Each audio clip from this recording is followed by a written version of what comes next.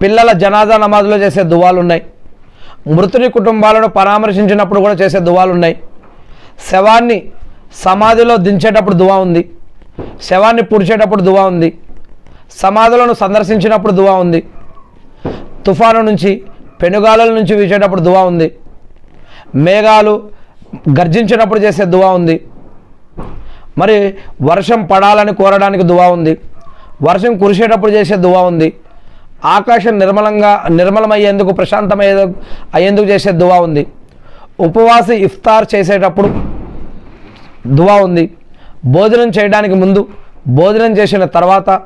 తుమ్ము వచ్చినప్పుడు, ఇలా ప్రతిదానికి దువాలు ఉన్నాయి. ఆతిథ్యం, ఎవరైనా మనకి ఆతిథ్యం కానీ సహాయం చేసినప్పుడు కానీ వారి కోసం అతిథి కోసం చేసే దువా ఉంది, ఏదైనా నీళ్లు తాగినప్పుడు లేదా తాగాలనుకున్నప్పుడు చేసే దువా ఉంది, ఎవరింట్లోనైనా సరే ఇఫ్తార్ చేస్తే కనుక ఎవరింట్లో అయినా మనం వెళ్ళి భోజనం చేస్తే వారి కోసం చేసే దువా ఉంది, భోజనం హాజరుపరచబడినప్పుడు ఉపవాసి తన ఉపవాసం భంగపరచకుండా ఉండి చేసే దువా ఉంది, ఎవరైనా తనను తిట్టినప్పుడు ఉపవాసం ఏమనాలి, కొత్త లేదా అప్పుడే చిగురించిన పండ్లను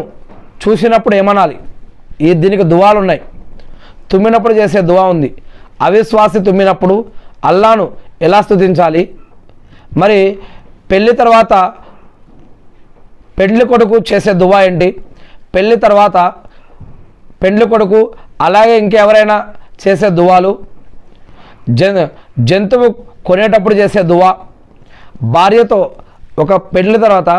కానీ మామూలు రోజుల్లో కానీ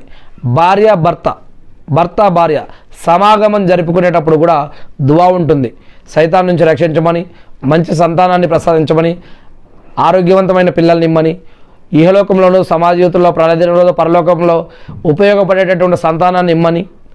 ఆడపిల్లల్ని మగపిల్లల్ని అడగటం కోసం ఇంకా అనేక రకాల దువాలు ఉన్నాయి. భార్యాభర్తల సంభోగానికి ముందు దువాలు ఉన్నాయి,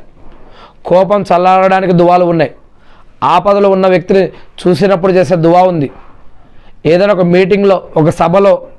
ఒక ఫంక్షన్లో కూర్చున్నప్పుడు చేసే దువా ఉంది, అదేవిధంగా ఆ యొక్క సభ ముగించుకున్నప్పుడు పాప పరిహారం కోసం కూడా దువా ఉంది,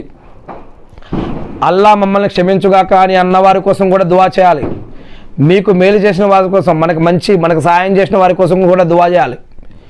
దజ్జాల కీడు నుంచి అల్లా రక్షణ వేడుకుంటూ దువా చేయాలి, నేను నిన్ను అల్లా ప్రీతి కోసం ప్రేమిస్తున్నాను అన్న వ్యక్తి కోసం కూడా దువాలు చేయాలి, అలా ఇంకా అటువంటి స్నేహితుల కోసం దువా చేయాలి, ఎవరైనా తమ ధనం సంపద మీకు ఇవ్వ చూపినట్లయితే వారి కోసం, మీకు ఎవరైనా